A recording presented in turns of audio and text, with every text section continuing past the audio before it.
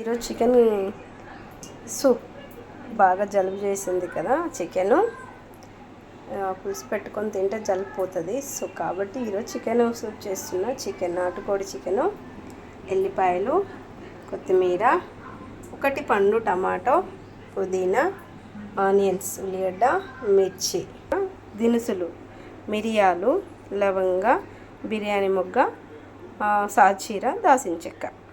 చూడండి, ఆయిల్ పోసాను, గిన్నె పెట్టేశాను, స్టవ్ వెలిగించేసాను. సో ఇప్పుడు పుదీనా వేస్తున్నా. తర్వాత టమాటో వేసేసాను. తర్వాత కొత్తిమీర.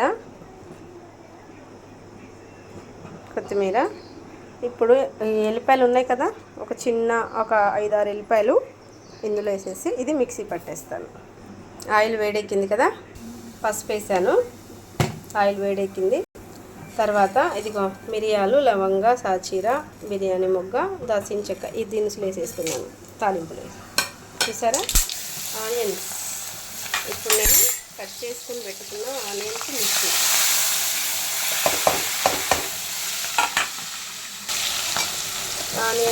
కూడా వేసేసాను. చూడండి, ఇదిగో మిక్సీ పట్టాను కదా, సూపర్ వచ్చింది కదా, సూపర్. ఇదిగో ఆనియన్స్ అంతా మగ్గిపోయింది చూడండి ఎలాగో. ఇప్పుడు నేను చికెన్ వేస్తున్నాను. నాటుకోడి చికెను 1 కేజీ తెచ్చాను. సూపర్ కదా. ఇందులో చికెన్ వేసేసాను. చూసారా, చికెన్ పెట్టేసాను, కలిపాను, పెట్టేసాను.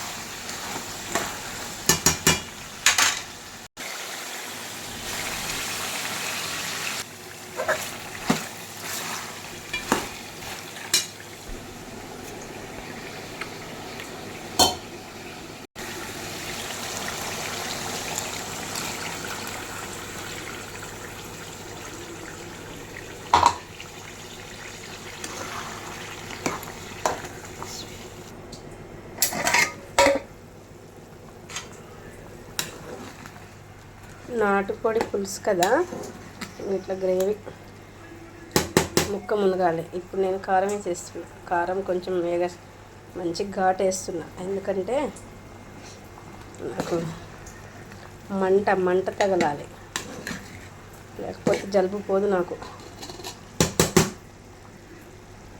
కారం బాగానే వేసుకుంటున్నా, తింటూ ఇంకా మిరియాలు అన్నీ బాగానే వదిలేస్తా. ఫైనల్గా ఉడికేసింది నాటుకోడి కర్రీ. చూసారు ఎలా ఉందో. ఆహా, సూపర్ నాటుకోడి.